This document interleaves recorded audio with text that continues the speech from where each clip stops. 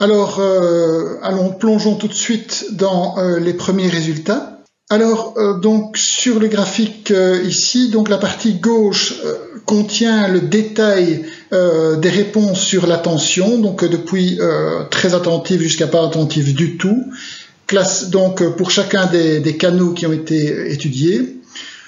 Donc, comme vous pouvez voir, la proportion de très attentifs est évidemment marginale. On parle de 3% en moyenne.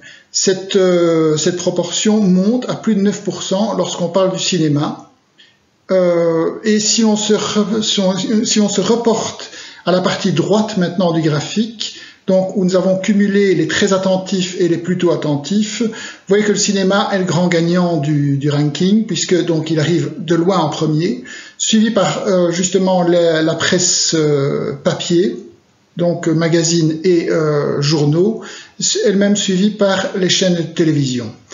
L'ensemble des canaux digitaux sont situés en fin du classement. En fait, donc ils présentent un déficit à peu près systématique d'attention. Il y a une exception, donc c'est le BVOD qui se trouve à peu près au milieu entre les radios et l'out-of-home. Donc BVOD, qu'est-ce qu'on veut dire par là? Broadcaster VOD, donc ce sont les offres video on demand des publishers locaux, donc des TV d'ici, des TV belges.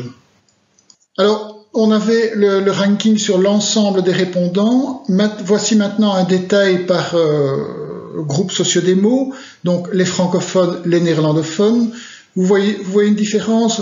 Non, il y en a finalement très peu. En tout cas, les classements sont à peu près rigoureusement les mêmes entre les deux. Et donc, grosso modo, c'est pas la langue qui fait la différence.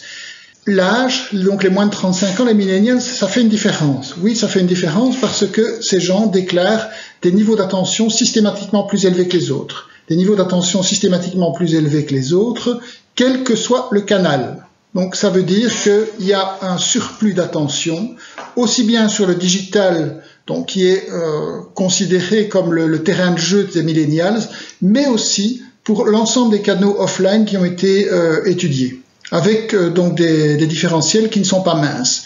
Donc clairement, les jeunes ne sont pas moins attentifs par rapport à des canaux offline considérés traditionnels, mais donc ils se déclarent en tout cas généralement tout aussi attentifs, voire plus attentifs à la pub que leurs aînés.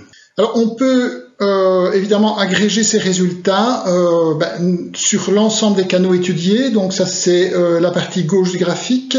Donc on a parlé les très attentifs, une moyenne de 3%, le reste plutôt attentif 13, soit un total de 16.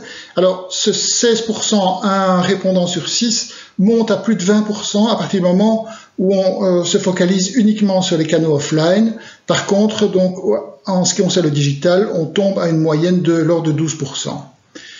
La partie droite du graphique agrège donc ce qu'on a appelé la vidéo locale, c'est-à-dire donc une combinaison de chaînes de TV et de broadcasters vidéo, donc VOD, c'est-à-dire donc la vidéo on demand des broadcasters locaux. Comme vous voyez, on monte au-delà des 16% en termes d'attention, alors que la vidéo en ligne et les banners sont à peu près, sont strictement au même niveau, de l'ordre de 12%. Alors, les patterns, les niveaux que nous avons observés via une étude déclarative ressemblent assez fort à ceux que l'agence média MyMedia en France a observés il y a plus ou moins 2 ans. Simplement, donc vous voyez leur niveau moyen par canal sont dans la ligne bleu clair, les nôtres sont dans la ligne bleu foncé, les nôtres sont en dessous. Pourquoi? Ça doit tenir à la façon dont l'attention a été capturée via une échelle à 10 positions chez les Français contre une échelle plus sévère chez nous à 4 positions. Mais grosso modo, comme vous voyez, les résultats sont strictement parallèles.